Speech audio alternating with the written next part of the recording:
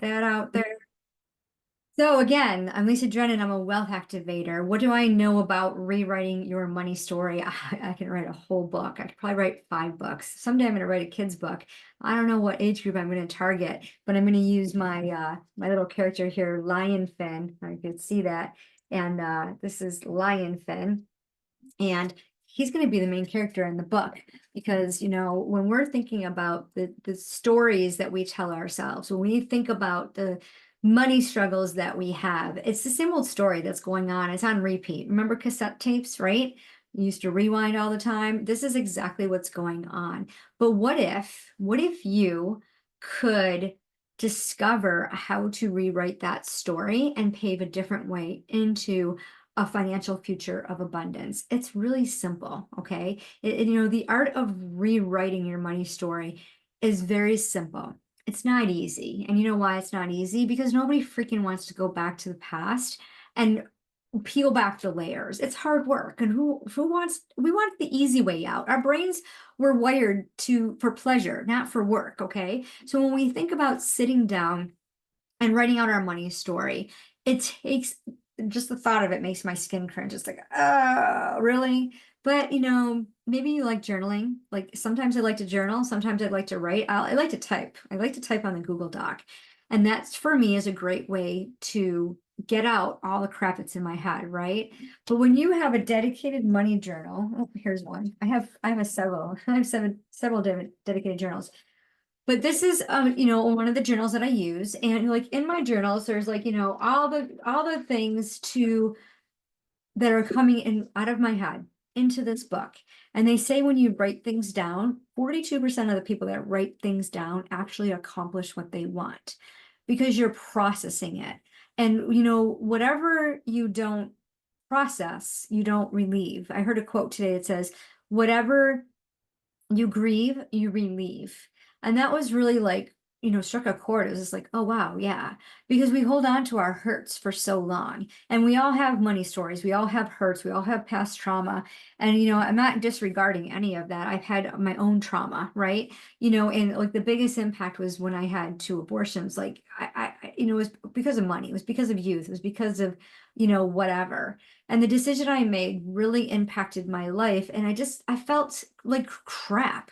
I felt like a piece of shit. And I didn't feel worthy. I didn't feel worthy to care for myself. So I self-sabotaged, I drank too much, partied too much, right? Ate too much, did everything too much, too excessive.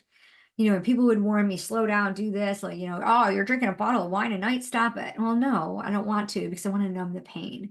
And it was so much easier to numb the pain than it was to deal with the crap that was running in my head. And when it came to finances, like I like literally took everything away from me because I wasn't good with money. Okay. Even though I've been doing this since 1987, I wasn't good with money. And so I had to stop. I had to stop what I was doing and I had to choose a different path. And I put tools in place when I was younger to build wealth. So while I was working for the government, I was building wealth. I was socking away 30% of my paycheck because, I was taught to save money and I did a good job of saving money, but I hated it. I despised it. And my story was there's not enough. And every time I get a raise, I have to save it. And what am I saving for? What am I saving for the rainy day for? Right? But my future self knew how important it was. And it paved the way for me to have abundance. And wealth means something different to each and every one of us. So share in the comments. I'll see if I can see any of them. What does wealth mean to you?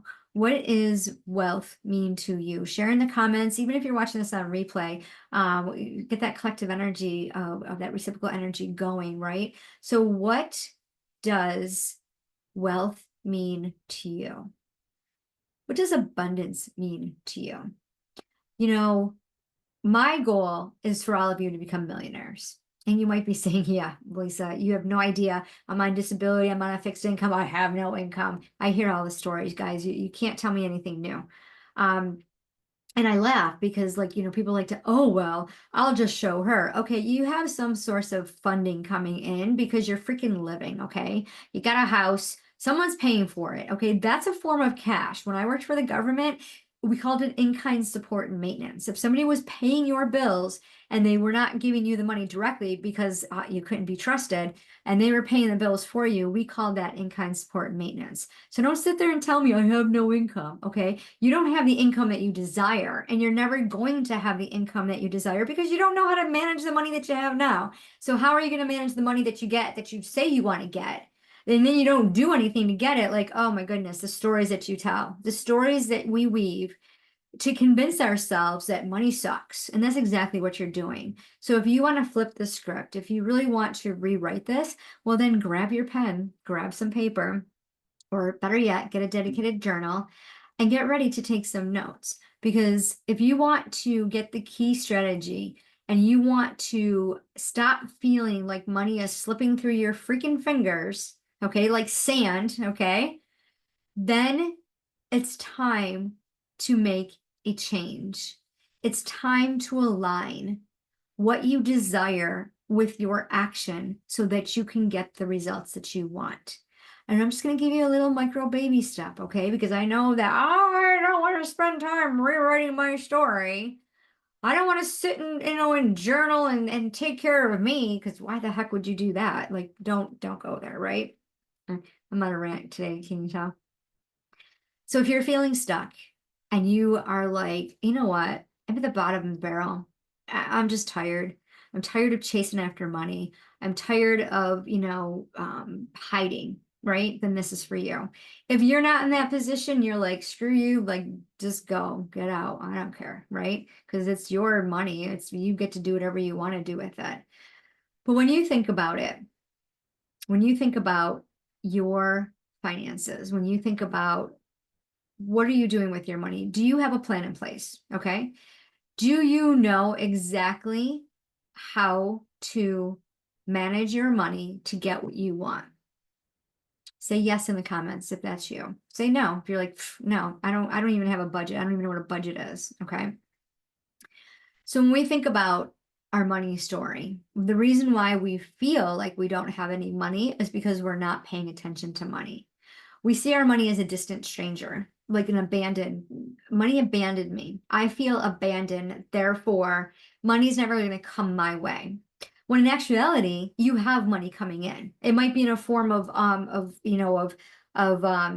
unemployment, alimony, child support, disability. I don't care. It's a form of income. Those are income, guys. That's income. Okay. So if you think like money is just, if you think income is just money that comes in from working, you're wrong. Okay. And I see this, like I have a lot of clients that are stay-at-home moms, right? And they have no money. Okay. Um, why don't they have any money? Because their husbands work and bring home the money. Therefore, they have no money. They have to go ask their husbands. Okay, well, that's a BS story that you're telling yourself because you're married. Everything's 50-50. I don't care what state you're in. Everything's 50-50. His money is your money is his money. Okay, you don't get an allowance. You sit down like two grown-ups, like two adults, and you sit there and say, okay, this is how much money we need, and this is my fun money, and this is my giving money, and this is this kind of money. Okay, you got to change the narrative. If you ever want to have money, if you ever want to feel safe with money, if you ever want to feel abundant in money, you got to rewrite the script. You got to change the thoughts that are creating these beliefs that are getting you the results that you don't desire. If you really truly want money, you have to become the person who receives money. If you want a relationship with money, you got to pay attention to money. So your 3 steps to get more money. Okay. And it's not even about getting more money. It's about living in abundance. It's about feeling safe. It's about feeling secure. It's about going to that place in your mind where you're like, yeah, wow, I'm wealthy. And look at all the wealth around me. Okay. I'm a money magnet. I'm a wealthy woman. And I'm sovereign. I'm a sovereign soul who receives money, who creates that reciprocal energy of giving and receiving. So the first thing you want to do to rewrite your money story is understand what your beliefs are when it comes to money. Okay. What do you believe about money? For me, I believe that money burned a hole in my pocket. And the only way I was ever going to have money is if I took it away from myself. Okay. I also believed that you had to borrow from Peter to pay Paul.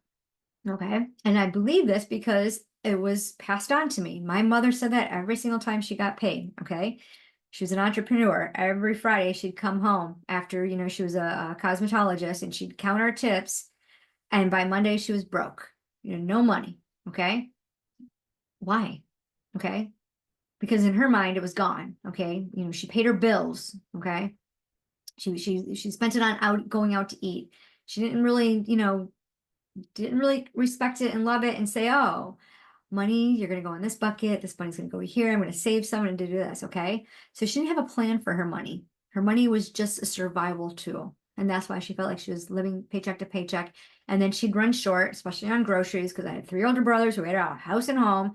And she'd run short and she'd be like, I got to borrow from this envelope. Okay. We had an envelope system back then that my mom used. So she would borrow from the grocery envelope to pay the gas and electric because she didn't have enough. And the gas and electric bill, one of the boys left, turned up the heat or turned up the air conditioner when she was away at work, and, blah, blah, blah. So what's the money story that you're telling yourself? What's going on in your head, right? Write it down. I want you to spend 5 minutes just writing. I believe this about money. Okay, this is a powerful exercise. And if you really want to be in abundance, if you really truly want financial freedom like you say you do, then do this. Okay. Take 5 minutes out of your day. You got plenty of time. Don't even give me the time excuse, and write this down. Okay. Just write for 5 minutes until that buzzer goes off. Okay.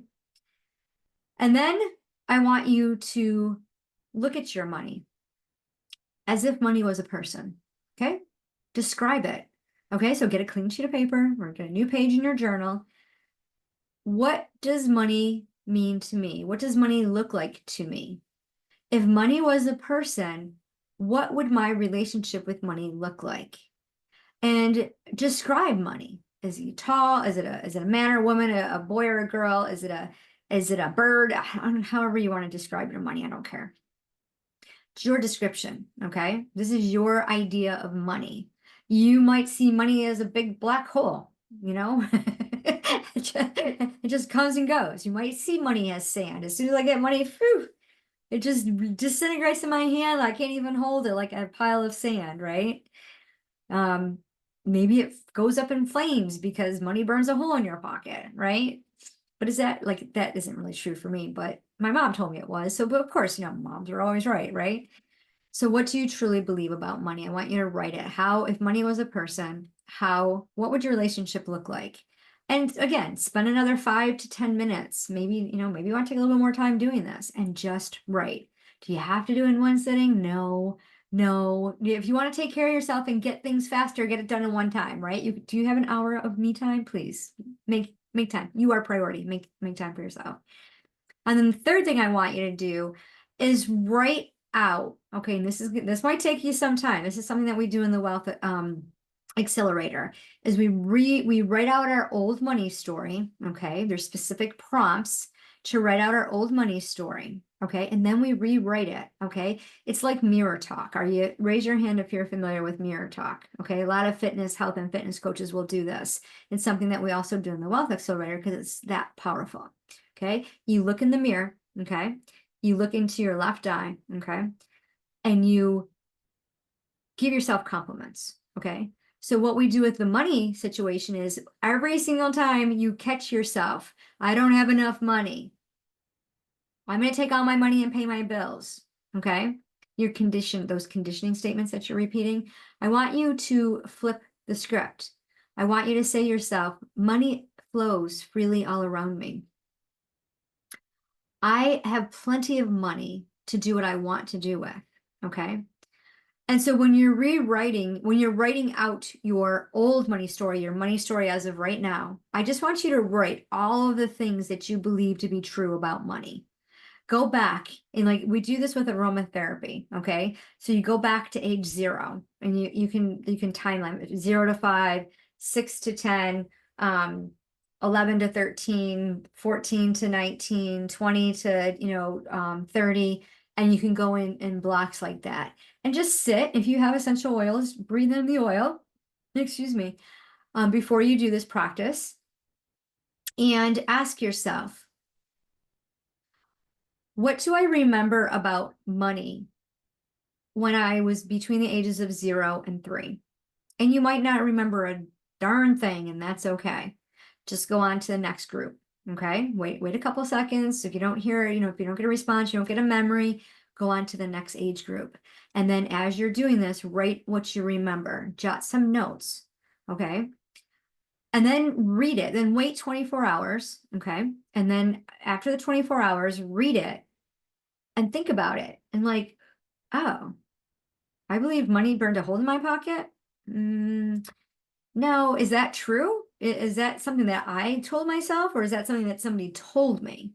Oh yeah, my mom told me that when I was little. Yeah, I remember I was around 10 years old, and I'd gotten some birthday money, and I wanted to go buy a record, 45. Remember 45s? And she didn't have time to take me to the store. And so she's like, well, you can just wait. It'll be better to buy it in January because my birthday's in December, because that's when everything goes on sale. And I'd be like, no, I want it now. This is my birthday money. I want it now, right? Little temper tantrum. And she's like, oh, money burns a hole in your pocket. You can wait till January. It's not going to kill you. It's only a week away. And of course, I had no concept of time back then. A week was a long time, right? So thinking about, that's what I want you to do, is go through and ask yourself, do I believe it to be true? Where did the belief come from? Where did the belief come from?